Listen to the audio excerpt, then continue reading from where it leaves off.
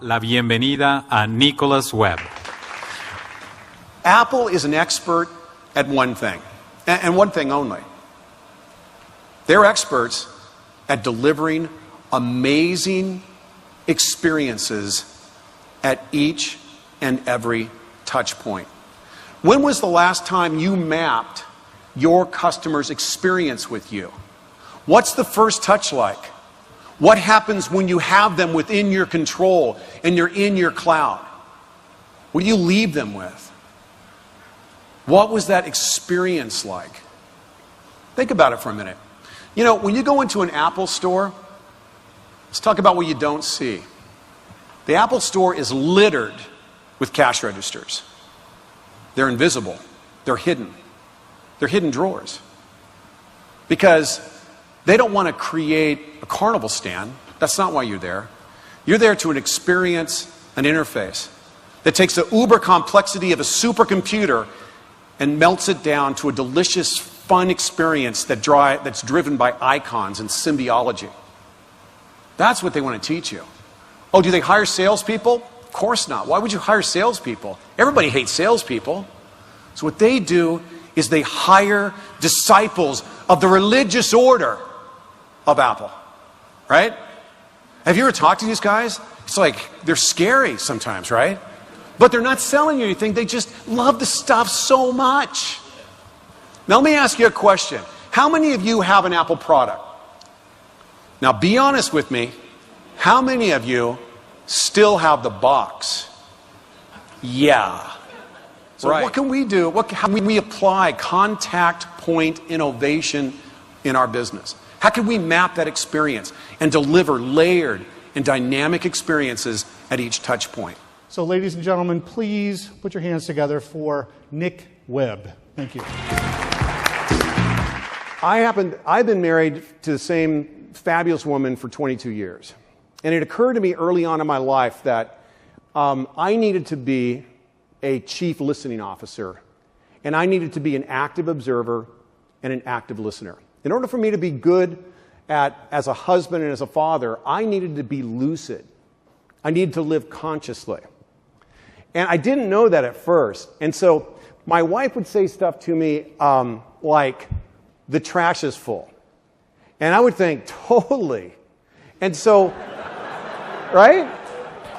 So like the next day, I'm out looking for bigger trash cans. Duh. Who doesn't know that, right? So I'm out here busily trying to find bigger trash cans. I'm thinking, boy, maybe we should start recycling, right? My wife is saying, empty the trash. When she says it's hot, turn on the air conditioner. When it's cold, turn on the heater. You know, but you have to make a commitment to finding the insight within the insight. Now when I tell my son that the trash is full, he goes, totally. He's not there yet. Now, the problem is that most people don't really put together a plan. And maybe you don't need a customer service plan. Maybe you really don't need it, because these guys know what they need to do. I mean, they've got a truck, and the truck needs to go back on its wheel. Why do you need a plan to do that? I mean, anybody knows that you get it together, you put it on its wheels, and everything's going to be fine. Ish. Yeah. So it helps to have...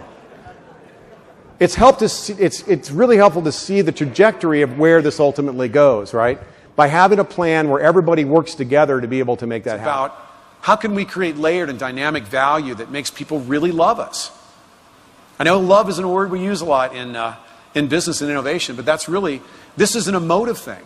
That's why the new insights aren't talking about thought. We don't talk about what customers say. We know voice of the customer and CRM methods have failed. Turns out it's about the passion. But the other good news is they also provide the highest quality of work life. And in the examples I'm going to give you today, I'm going to give you a bunch of examples outside the digital realm. I think you'll see that it's a cool place to work, it's fun, you're doing interesting things, employees aren't going to work, going to battle, and you're scaling and growing your business. Now, conversely, organizations that don't scale their ability to gain insights about what customers really, really want and transmute those learnings into better innovations in terms of how they deliver care to those customers, those companies fail.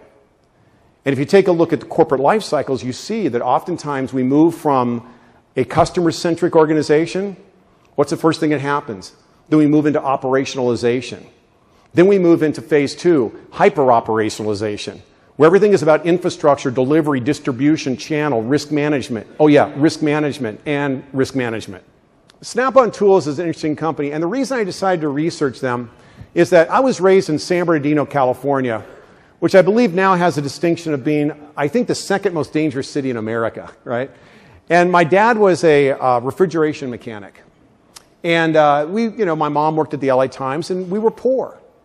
And I can remember my dad would save all of his money to buy a piece of Snap-on Tools. Because Snap-on Tools were experts, not at tools, but they were experts about people who use tools. And they knew that the people that use those tools had to use them in such a way that they could actually make a profit. They had to work quickly. They had to have good ergonomics. They had to be reliable. And they understood that. And I'll never forget, my dad had a dresser, and he lined one dresser drawer in blue felt. And I can remember it like it was yesterday. He had come home, his hands were literally cracked, and the grease in his hands were permanently installed into his fingertips. And he would take out this rag, and he would wipe them for, it seemed like forever. And it was almost like a samurai swordsman. He would judiciously place them perfectly in the felt-lined drawer. What is it like to develop stuff as an innovator and as an inventor?